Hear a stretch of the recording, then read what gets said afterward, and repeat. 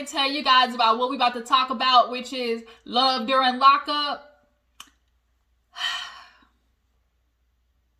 This show makes my nerves bad. It makes my nerves bad. I think, people can't really be out there, that stupid or that far into La La Land or really not in touch with, reality. But the more seasons we get into this, love during lockup, life after lockup, love after lockup, whatever it is, people really out here are believing their own delusions of grandeur.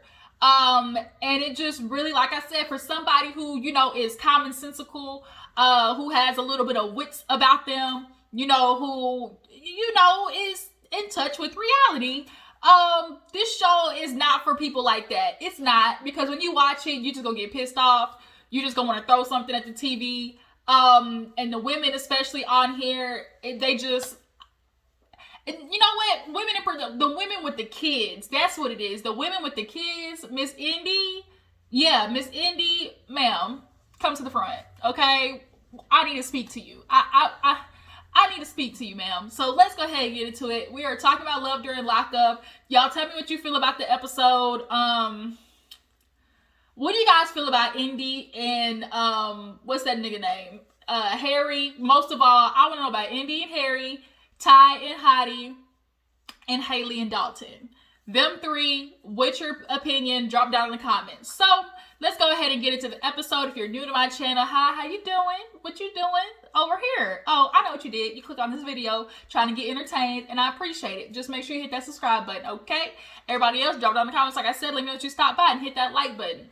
All right, y'all. So, we open up the episode with Miss Indy. Basically, decided she's going to go to Ohio. Come to find out, she's actually in Maryland, y'all. Maryland to Ohio. For a nigga that's still in jail. For a nigga that's 23. Like, all of this thing saying, like, no, wave the red flag. All of it saying, no, don't go this way. But she's gonna do it anyways. Her mama is bad, and she got stacks. She got them yams back there too. Mama, I need you to, think back in your history of raising this child with the profession that you do. How is it that your daughter ends up dating the men that you put away? Like, make that make sense. Her daddy, where is he? Is he in jail? Like, does that play a part in it? Like, I'm lost for words when it comes to Indy. But nonetheless, they're all packing up, and the mama's talking to her like, are we really going to go to Ohio? Yes, ma'am, we really are. And so she's like, okay, what's the plan? I just need to get down there to Ohio because, he's going to get out, and I don't want to be there when he gets out of me not be there. Like, I just have to be there. I have to see Harry. Like, I just got to be there and show my love and support for him. And the mama's like, okay, so, when we get there, what's happening? Well, we're just going to get there and, we're going to go to a hotel. And the mama's like, a hotel? Like, she's like, did you even plan this out? Like, you're taking, like, it literally doesn't make any sense. You are driving a U-Haul with all of your stuff in it to a hotel? Ma'am, with your daughter? Ma'am. So now the mom's like, you didn't plan this out. And here goes her excuse. I'm just letting the spirits guide me. I'm just going with the flow. And, we're taking everything as it comes. And people who are like that, they bother me. Because really you're just making an excuse for not thinking this shit through and just going with whatever you feel, even though it's ridiculous. You use this idea of, I'm just going with the flow. Like, there's a difference between being spontaneous and there's just a difference between being stupid. She's being stupid, all in the name of love, for this fool named Harry, who is in jail because he kidnapped somebody. Or, drugs or whatever it is. So the mom, speaking of kidnap, she is actually going to tell Indy about that, after they kind of make it to Ohio. So on the way, Harry calls. She's like, of course, my mom, she's thinking this is a bad idea. And she's like, yeah, because you got my daughter driving across country with no plan. So yeah, I think this is a bad idea. So they get to a rest stop, and the brother, he ends up tagging along too. So the brother, the mom, and the sister. So the mom is sitting down with the brother and tells, Indy, look, this is what I found.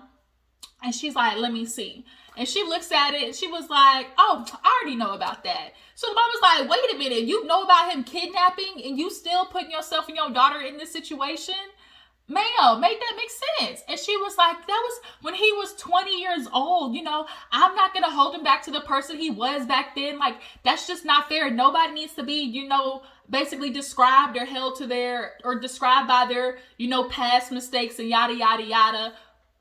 We understand that, you know, people are not their mistakes, but their mistakes just go to show that they're what their characters and morals are. It's different when it's like, oh, you know, I sold a little drugs on the corner, but, you know, I was doing it to make ends meet. You know, that can be like, oh, a mistake. But kidnapping somebody, emphasis on kid, ma'am, you have a kid. And you can tell the mom and the family, honestly, really is just going along with her for the sake of making sure her daughter's going to be all right, because clearly your daughter is not the first thing on your mind. So they make it down there.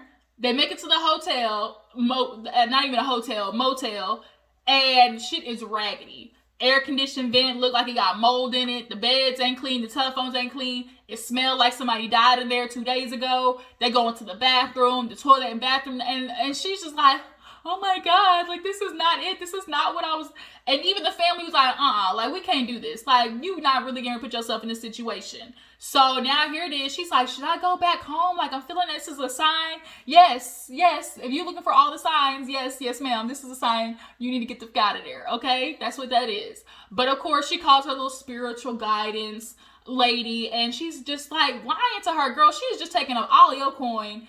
All she wants to tell you is what you want to hear, which is you just need to stick through it. You know, the ancestors and the spirits are just trying to make sure that you're determined, and this is just a test to see your dedication to them. Indy, I need you to get your head out the fucking clouds, okay? Because this man is 23. You are 29. There is nothing when he gets out that he can do for you, okay? Okay. So, moving on. Let me knock out Max. Max and Tara, basically, she got out and dipped on that ass. He don't know where she is. But he decided he wants to talk to another inmate. He's out with his guy friends, and he gets a call, and it's another inmate. They bleep out her name. And Max is unfortunately suffering from the I lost the weight, but not the mental, you know, I lost the physical weight, but not the mental weight. His insecurities are still there. He basically got offended that Tara, like, stood him up because he made a point to say, I haven't got stood up since high school. Which means since you were in high school and he got cheated on in high school, he was, like, determined, I'm not going to be that guy. I'm not going to be the flunky, or I'm not going to be the guy, you know, that gets turned down. Clearly, he wasn't picked a lot as a kid. And to have that one girlfriend cheat on him basically scarred him for life. So even though he's lost all this weight and his skin may look like a porcelain doll, giving real, you know, Todd Chrisley. He's giving real Todd Chrisley. If you know, y'all know what I mean. You know what I mean when I say he giving real Todd Chrisley, which is, nigga, you questionable. And this one is saying, I got a question. You looking real questionable, Max. But he has this girl and she's like, yeah, you know, I used to model. I used to do bartending, da-da-da-da. And he was like, oh, cool. So he's, and, you know, trying to find out what she did. And she's like, well, I was a part of a really high profile case, you know, and it drops. And so then calls back and then she tries to say what it is again. And the call drops again. So I'm kind of feeling like, you know, they listen to phone calls in prison. So I'm like, whoever listening is trying to get you to stop talking. That's how I'm feeling. Like, it's not a coincidence. Every time she keeps trying to talk about this high profile case, you know that the call dropped. That's how I'm feeling. But he goes back to his friends and tells them that he's talking to another prison inmate. And they're just kind of looking at him like, really? Like, you just got stood up from the last one. Like, what is it? Like, what is it? And to me, I just really feel like people who date inmates date it for the control. They date it for the factor of like, oh, I'm always going to have somebody tell me sweet things. Because when you're in prison, you have no time. All you have time to do is talk all sweet nothings to somebody's ear. And that's what they like to do. They like to live in, you know, hearing all of those affirmations that they may not get in the real world. And Max, that's what he's doing. Plus, it also makes himself feel better because a woman probably in the real world wouldn't even look towards Max's way. And so he knows that, which is why he chooses the women in prison. he deep down is still gonna always have that insecurity. Speaking of another person who deep down gonna have insecurities who really need to get them fixed is Miss Santiba. Miss Santiba, she's at home and she's writing out her little plan. Her mom comes over and she's like, what are you doing? She's like, oh, I'm just writing down my itinerary. Like, I'm going down to Florida. And she's like, huh? She's like, yes, I'm going down to Florida. Telsey is getting out. Even though he told me not to come, I just can't imagine myself not being there. I just need to show him that I love him. That I'm going to be there to support him. I just want him to just know I love him so much. I just love him. And it's kind of like, girl, do you hear yourself talking out loud? Like, do you hear yourself? This man said he don't want you to come. Like, those are red flags. If somebody loves you and they tell you they don't want you to come to meet them when they get out of prison, literally a light bulb should pop off and go, like ding, like some don't fit right here. So she's like, Telsey, I love him. He makes me feel good. And it's amazing how people always can turn the, what do you know about them into like not even explaining anything about him. Because when the mom asked, what do you know about him? She couldn't explain anything. All she went right to was, I know how he makes me feel. I know that he loves me. I know that, I feel beautiful. And I know the way that he talks to me and all the beautiful things that he says to me. So exactly, all you know is all the things that he's saying to you. Like, I know that he makes me feel this way, but you don't know anything about him, the person that you're getting ready to shift your whole life for. Because all that, beautiful this, and that ain't going to pay the bills. All of that, oh, you so beautiful, ain't going to throw away your insecurities, which clearly Santiba has a lot of them. Another thing, like when people, they lose the physical weight, but they don't lose, the mental weight. That's where the insecurity comes in. And she is stuck on the, oh, he makes me feel this way. He tells me I'm beautiful, all of that type of stuff. And I'm just assuming she probably was in very verbally abusive relationships in the past. And her mama, the way she's talking of like, this is what Santiba does. She falls head first all the time. So she's a girl who just she knows it's like, what are those people? What am I thinking of? Like, what's the definition? She's the, I'm just going to enjoy the ride there type situation. Like, I know this is going to end in a wreck, but I feel good at the moment. So I'm just going to ride it, even though it's basically like, I'm going to enjoy the ride on the way down. That's kind of what it is. She knows and can see that this don't look good. It's probably going to end in a bad way, which is why she says, I know it's taking a risk to date an inmate. I know there's a chance I could lose money. I know there's a chance that he can hurt me. But, I'm willing to risk it all. So she's very much aware that, oh, this don't look right. I know I can get my ass tore up at the end of this. But because I feel good, I'm just going to enjoy the ride down. Like, I'm going to stay happy and keep my head in the sand. Because it's fulfilling me for the moment. But is it going to be like that in the future? And then come to find out, the mom was like, are you sending him money? She's like, I sent him a couple of $1,000. And the mom was like, wait a minute. I just helped you out recently. How you sending this nigga money and I ain't getting paid back? And so I'm just kind of like, oh, girl, you robbing your mama? You robbing Peter to pay Paul? That's what you doing? If I was the mom, I'd be hella salty. Mama, don't give her no more money, because what's happening is basically she's giving all her money to Telsey and then paying her bills with your money, or vice versa. She's using your money to pay for Telsey and she's keeping her money to pay the bills. Either way, she's doing it with your assistance. Don't do it again. Mama, let her drown on her own, because this don't make no sense. Santiba tells her mom now that she's going to move down to Florida. The plan is to move down to Florida. And it's like, or no, down to Georgia, because he gets out in Florida. So it's like, it's just amazing. Like, I know what he tells me. I know he says this. I know he says that. And it's like, talking and actions are two different things. Like, words and actions are two different things. Indy does the same thing with Harry. It's like, I know he tells me this. I know he's not that person because I know him. I know what he says. Exactly, says, not does. And Santiba's gonna be the same way, because he telling you all these sweet nothings and get money out of you. He's probably doing it to other women. Remember, he told you there was a lot of other women, and then Santiba's like, You know, he was talking to another woman, but then, you know, when he started talking to me, he dropped her. Now he's just talking to me. Okay. Okay, boo-boo the fool. Okay, that's what he tells you. So moving on, who else do we have? I did Santiba. Who else? Oh, Gabi and Chris. So Gabby, come to find out, you know, working in the stripper club. You know, she's doing Real Players Club right now. You know, gotta use what you got to get what you want. Hey, Players Club is a classic. But yeah, so she's walking around in her panties and whatnot, and she basically is like, I don't tell Chris nothing. The 60,000 he gave me, I blew through it, and that's just like, so 60,000 you blew through? 60,000? 60. 60. This girl is a spoiled brat. I just can't. And you got nothing left? Even if, like, you and this nigga didn't work out, like, you always supposed to have some money for Mad Day, girl. And you ain't got nothing.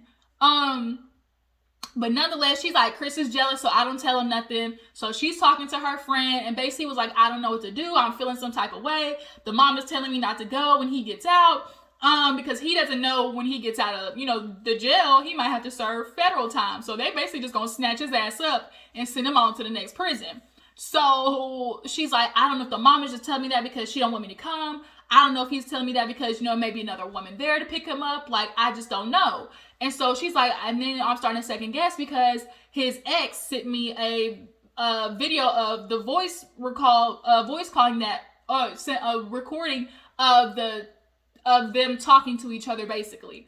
And so she's telling her friend that, so she's like, I want to hear it. So they go in the back and she plays it, and sure enough, here goes the girl talking about, oh, this girl, she talking about she your wife, she talking about y'all together, you spending money on her, you giving her cars, clothes, you know, she eating off of you. And then I'm trying to think, like, clearly it sounded like he ain't giving you nothing. Or if he is, it's chump change in comparison to what she get. And everybody's watching that. Not only is she watching it, but I'm sure her family is watching him, you know, send her a lot of money. They probably salty, buddy.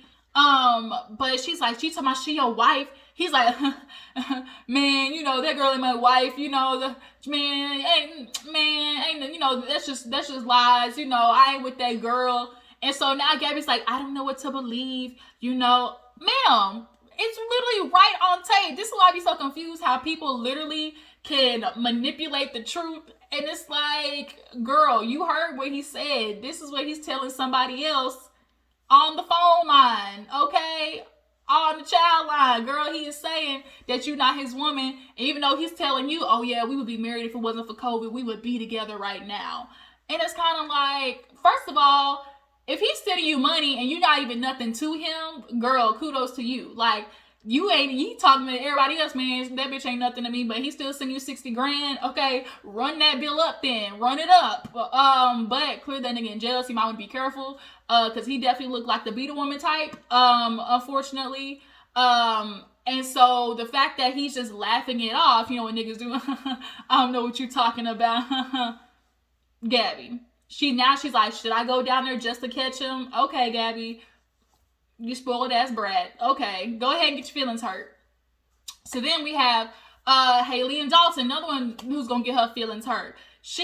Dalton basically is controlling her from jail. He's basically telling her, you can't go out. You know, I don't want to see you out there. You know, if she goes out with her friends, he throws a little bitch fit about it. And so she lies to him. She says, oh, I'm just chilling. And so she goes out with her friend. I think her name was Emily. They go out for drinks. And she's telling her friend, like, about him and Dalton. And she's like, what would you say if it was me? And she was like, girl, I would tell you, like, you stupid and, like, you need to get out of it. So it's amazing how y'all can tell other people the advice that you know, like, somebody's telling you, but you still ignore it. Like, Haley, you know you look crazy, but she keeps trying to live in this la-la land of all of these problems are going to go away when he gets out.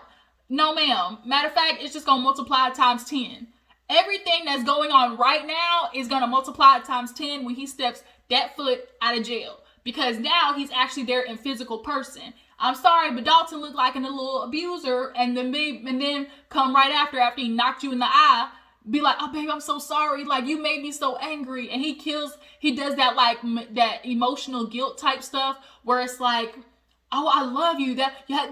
You wouldn't do that to somebody you love. If somebody loves you, of course they're gonna care that you go out and that you're out, at night and stuff like that. So then she ends up going out with her mom and her son Hendrix. Haley, I'm saying this with all love attached to it. You might want to go take your son to get, maybe just a little test. Just check in on him is what I'm saying. That's all I'm saying. But nonetheless, they go to a little s'more spot, and the mom is like, first of all, the mom was done up, but she's telling her daughter, like, girl, you look stupid. He treats you like trash.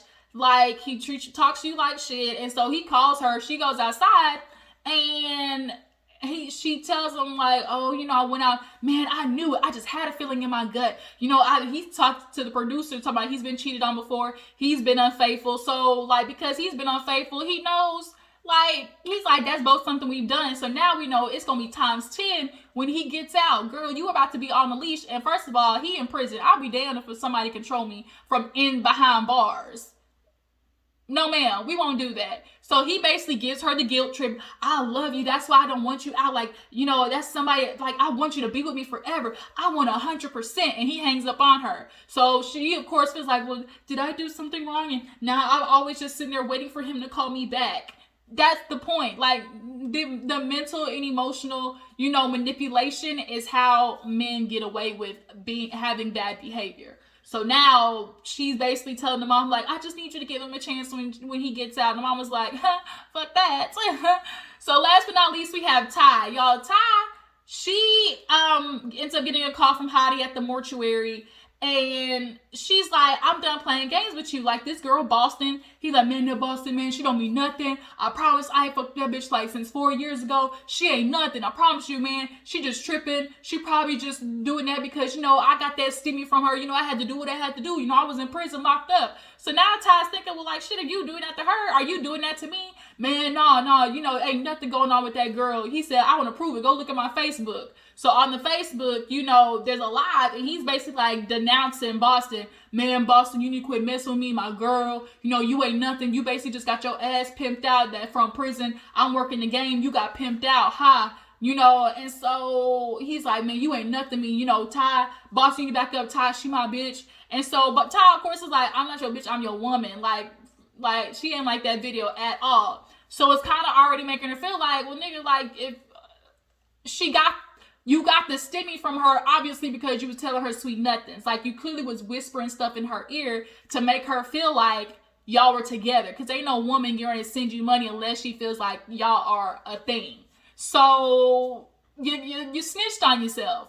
So, she does talk about being happy, going out on a date. But the point is, Ty does not want to be set up for disappointment. And she can control, like, okay, if this nigga pisses me off, in prison, I can just find another one. But she definitely has that emotional block of, like, even though it was nice to talk to a human person, have somebody open the door, somebody to kiss, all that type of stuff, she just does not want to genuinely be hurt. So she's always going to go to these inmates. Like she said, I got 500 of them. Like, I can pick one today, tomorrow. So as she's out at the hair salon or whatever, Boston leaks her nudes on the internet, revenge porn style. So now, of course, Ty, before she wanted to, like, fight this bitch, now it's like, oh, I want to drag her. So she's upset. She goes in and talks to the cousin, was like, you need to tell me what's up with Boston. She's like, I just, introduced her to my cousin. I guess she's the one who introduced Ty to Hottie. So she's like, I don't know that much about Boston. I know they, like, used to kick it back in the day, but, I tried to stay out the business.